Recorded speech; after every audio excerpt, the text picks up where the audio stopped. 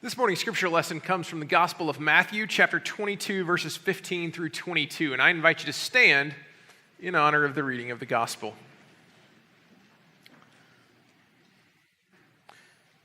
Then the Pharisees went and plotted to entrap him in what he said. So they sent their disciples to him along with the Herodians, saying, "Teacher, we know that you are sincere and teach the way of God in accordance with truth, and show deference to no one. For you do not regard people with partiality. Tell us then what you think. Is it lawful to pay taxes to the emperor or not?" But Jesus, aware of their malice, said, "Why are you putting me to the test, you hypocrites? Show me the coin used for the tax." And they brought him a denarius. Then he said to them, "Whose head is this, and whose title?" They answered, "The emperor's." Then he said to them, "Give therefore to the emperor the things that are the emperor's, and to God the things that are God's." When they heard this, they were amazed, and they left him and went away. Friends, this is the word of God for the people of God. Thanks be to God. Please be seated. I just want to say, Tom, they came pretty close. That was a beautiful anthem, and you did a good job with it. I think the heavenly choir might be a hair better, but you came pretty close.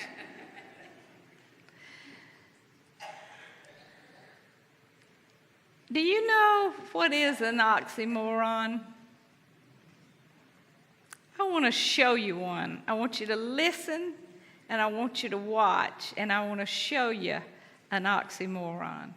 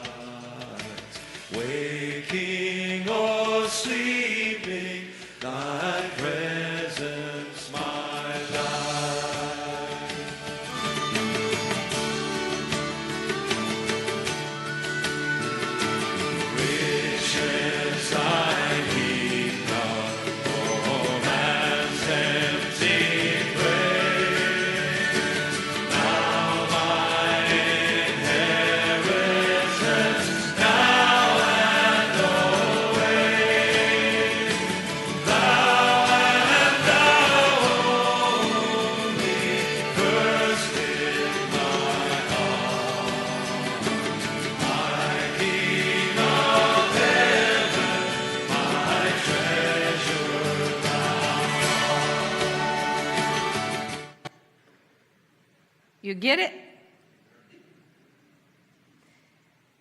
I like oxymorons. I like to play with them. I like to use them. I like to use them in sermons. Have you ever been in a debate with somebody, a heated discussion with somebody, or a pure old argument with somebody, and after you get home you think, "Man, I should have said, and I should have said, and I should have said." Most of the time we shouldn't have said, but we like to think that we're witty, and I want to tell you as a witness testimony, a sharp tongue and a quick wit, not a blessing. Say too much, say it too quick, say it too mean, not a witness.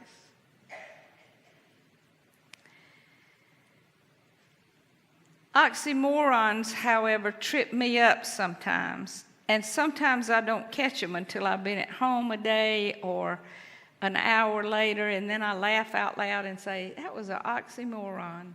What are some of your favorite oxymorons? Say it again. You know, that is the most popular oxymoron. All three services, someone has shouted out, "Jumbo shrimp." Somebody in the last service said military intelligence. Now, I used to say that, and then I got to talking to veterans, and they are smart people. And they really paid a huge sacrifice. And so I don't say that anymore. That, coupled with the fact that my grandson's in the Navy, that one just doesn't fly with me anymore. Government organization? Yes, oxymoron. How about almost ready? Or plastic glasses? A fine mess? Or a working vacation? Or a healthy tan? How many of you go to dermatologists because of healthy tans? All alone. Here's my new favorite one. Microsoft Works.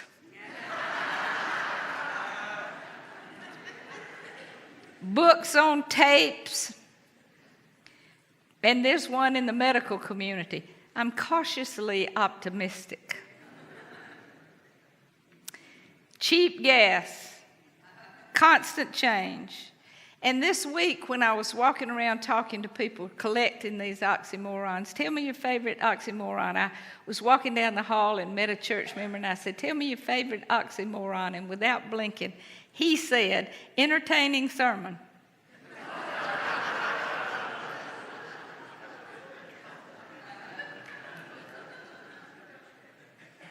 I said, you just wait till Sunday. Fatally injured, nonstop flight, live recording. That's Bill Steele's favorite one. And my new favorite one, too, is rush hour on 85. Single copy, short distance. And here's one that fits us today. Withheld contribution. Tax return. Clearly misunderstood. Clearly misunderstood. They're fun. Sometimes our words and our conversations are confusing. Sometimes we do it on purpose, and sometimes we just are confusing. Here's a question I just hate. Did I not tell you? I hate the not questions. I do not like the not questions. We do that to our children. Did I not tell you? And they don't know whether to answer, yes, you did not tell me, or no, you did not tell me. In the operating room, we have intense lights that help the surgeons and the nurses that are there with them see. And you can put a sterile handle when you first start setting up your case. You put a sterile handle on that light, and then you can reach up during surgery and not contaminate yourself, but adjust the lights. And always the warning goes out when someone is adjusting the lights. Watch your head. That is anatomically impossible to watch your head. Cannot be done. The Pharisees had partnered with the Herodians. They wanted to have a conversation with Jesus that would be confusing to him and would trap him. There are people today who love this text. They think it's political and they want to use it in political ways, but it isn't political at all. There is nothing here about separation of church and state. They squeeze it and try to make it about separation of church and state, but it is not. It's not about politics. It's about two things. They wanted Jesus out of the way, the Herodians particularly, and we know very little about him. They wanted Jesus out of the way because they were afraid he was going to cause an insurrection with Rome. The Pharisees wanted Jesus out of the way because he was reaping havoc with their religious laws and their religious thoughts and their theology, and mostly they wanted him out of the way because he was invading their power pool. They thought if they could catch him in some sort of trap, the people standing around there would hear that and Jesus would lose some of his credibility. They're like Charlie Brown. You remember Charlie Brown? Every fall, Lucy says, "I'll hold it. I won't move it. Come on, Charlie Brown, kick the ball." And every year, Charlie Brown tries it again, and every year she moves it out of the way and he falls flat of his back. That's the Pharisees with Jesus.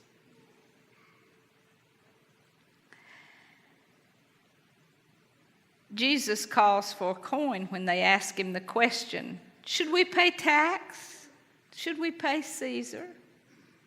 He says, bring me a coin. And they do, and he looks at it and he says, whose picture's on that coin? Caesar's, the emperor's. Then give to Caesar what is Caesar's. Just give him whatever he tells you he wants. They shouldn't even have had Roman money in their possession. Do you remember the story about the temple when Jesus went in and threw the money changers out? The money changers were there because in the temple you couldn't spend Roman money, so the Jewish people would come in and they would exchange their Roman money for Hebrew money so they could buy whatever it was they needed to make a sacrifice because the temple wouldn't take Roman funds. Now, every time they made an exchange, they lost a little money. And here, now, they're trying to trap him. Here's a coin. And Jesus must have thought, what are you doing with that coin? You're not supposed to have Roman money. But he's so smart. He's absolutely brilliant. And he's got them. And he knows he's got them. And there is no wit that can outwit him. And he outsmarts them again. They just simply would not learn. And he said, whose image is on this coin? Well, it's Caesar's. It's the emperor's. Then give him what he wants. Jesus says, give Caesar what is Caesar's. Render unto Caesar whatever he asked for. It's not about equal power. It's not about equal importance. It's not about equal status. When God chooses to liberate his people, Caesar's power will have no avail, and it will not buy Caesar anything. So give him his denarii. Wants a denarii? Give him a denarii. No big deal. If Tiberius or if Caesar wants a few coins from you and says, this is your tax, pay him. No skin off my nose, no skin off your nose, no skin off the Jewish nose. The Torah, the book of law for the Jews, is a different story. The Jewish law says no foreign king can have power in Israel unless God allows it. The paying of the taxes was just another way for Jesus to say God's got all the power. The paying of the taxes was just another way for the people to be reminded that in spite of any circumstance, God is still on the throne. The condoning of the paying of taxes was Jesus' way of saying what really matters is that you live in accordance with God's laws. Render unto Caesar what is Caesar's, and unto God what is God's. But the people, here comes the oxymoron, clearly misunderstood. In just a few days, one of the Jews would be pardoned, and it would be Barabbas, while the Jewish people are screaming for the crucifixion of Christ. They just don't get it. If only they had listened carefully. If only they had listened carefully. Two parts to his answer. Render to Caesar what belongs to him, but render to God what is God's. And what is God's? We have to ask the question. The second part of his answer called for total commitment, unlike the Jews or anybody else had ever heard of or experienced. We don't talk about total commitment very often because people don't like it. Render to the IRS what is the IRS's, but render to God all that you are, all that you have, and all that you will ever be. And we don't like it. We have to stop and answer hard questions. You ready for a hard question? Did Jesus not tell us that we were to pick up our cross and follow him? Yes, he did not tell us, or no, he did not tell us. Did Jesus not tell us we were to put our hand to the plow and not look back? Yes, he did not, or no, he did not. Did Jesus not tell us that foxes have holes and birds have nests, but the Son of God would not even have a place to lay his head, and yet we should give up everything we have to follow him? Did Jesus not tell us that? Yes, he did not tell us that, or no, he did not tell us that. Yes, he told us that. We didn't much believe him either.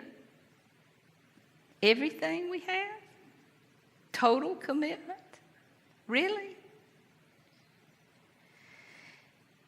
We whine and fuss when the preacher talks about money, and you will today. This is my third Sunday preaching stewardship, and you'll go home today and say, I'm not going back anymore if all she's going to talk about is money.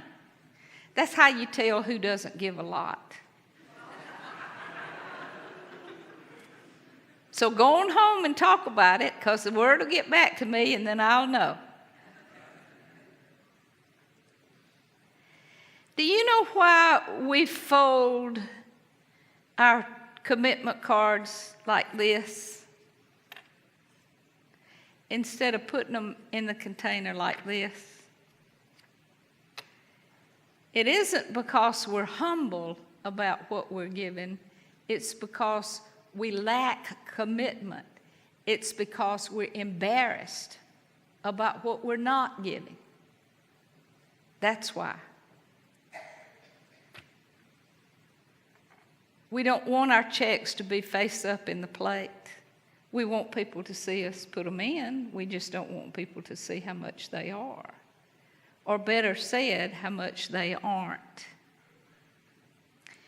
Yes, we answer the question, we will follow you. Yes, we answer the question, we will love you. Yes, we answer that we are committed to you and your kingdom. But we balk big time when that commitment reaches its hands into our pockets. We are dedicated Christians, but we do not tithe or pledge appropriately. That's an oxymoron. Dedicated Christians who do not tithe or give appropriately. Oxymoron. We are disciples of Christ, and we strive toward perfection if we're good Wesleyan Christians, but we do not practice the spiritual discipline of giving back to God what is really already God's. You need to hear this statement. Did Jesus not tell us that where our treasure is, there our hearts will be also? You can't watch your head. It's anatomically impossible. But you can watch your heart, and you should stand guard on your heart. The Merrill Lynch bull, the golden calf, the big house, the second home, the fancy car, the big bank account.